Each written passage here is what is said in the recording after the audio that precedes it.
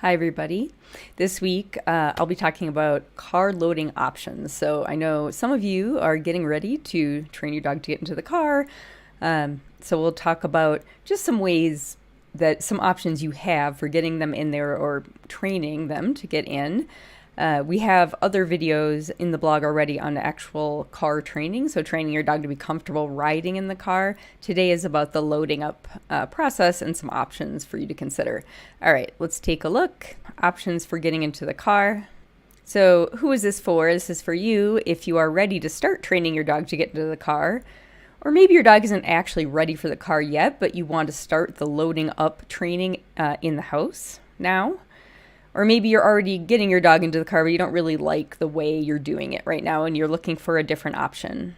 All right, so option number one for getting your dog into the car is carrying them in something. So it could be a crate, a carrier, a car seat. Obviously, this is more feasible for smaller dogs, but can be done with larger dogs, especially if you have a helper. Pros of this approach is that you can do this with dogs who you can't touch, because you're just touching the crate.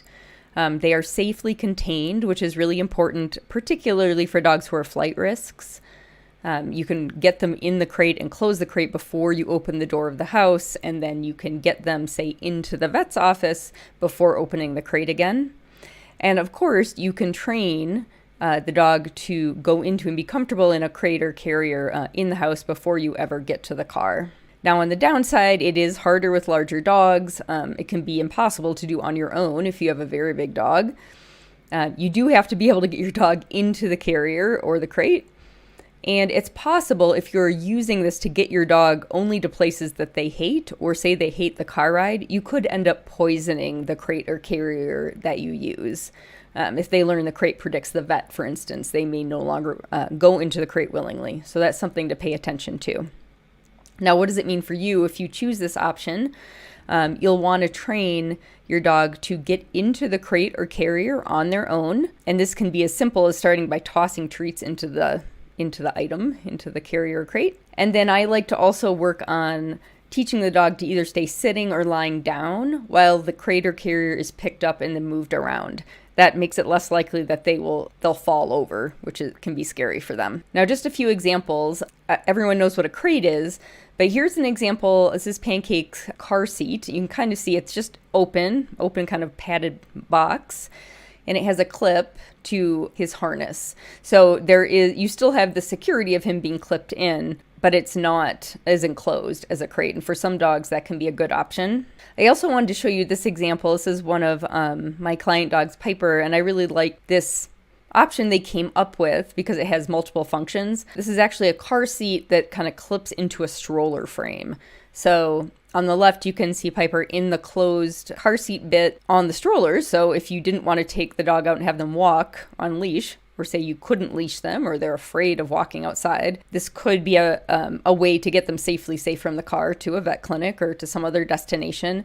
And then on the right, you can see just the top portion detaches from the frame and then it's clipped into the car. And it can be completely closed. So it can be similar in security to a crate. Okay, option number 2 is really encompasses multiple options, things like steps, stairs, or ramps. This is nice because you don't have to necessarily touch the dog beyond, likely leashing them up. Otherwise, they'd get themselves into the car. It's easier for large dogs than trying to carry a crate. It's really useful for senior dogs. So even if your dog isn't senior now, it can pay off later if you teach them to use one of these car loading options. And most of these you can train in the house first before you work at the car, and that can be really helpful.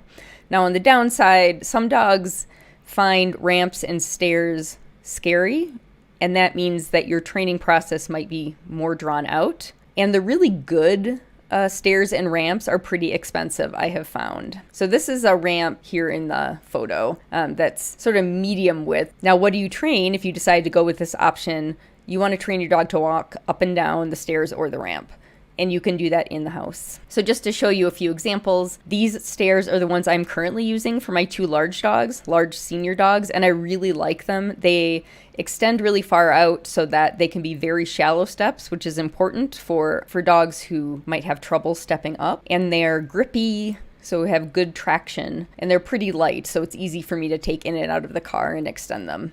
And this is Juno. She's about a 50-pound dog to give you a sense of scale. Now, if you have a low car and a dog who only needs a little step up, this is another option. This is a single step, and the photo is generously shared by one of our Confidence Builders Club members, and her kitty is modeling, showing you how large the step is. So a single step just to get into a lower car might work. Okay, so option number 3 is lifting your dog in.